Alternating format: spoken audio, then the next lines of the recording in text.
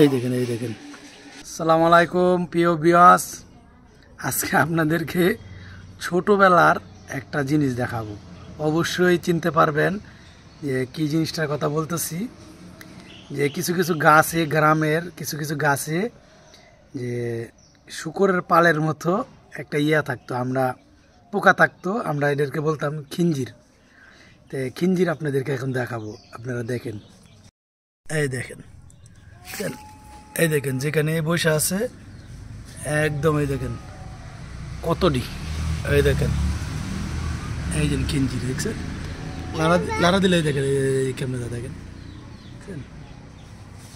এই দেখেন দেখেন দেখেন ক্যামেরা দেখেন, এই দেখেন এখানে এখানে একটা লাড়া দিলে দেন।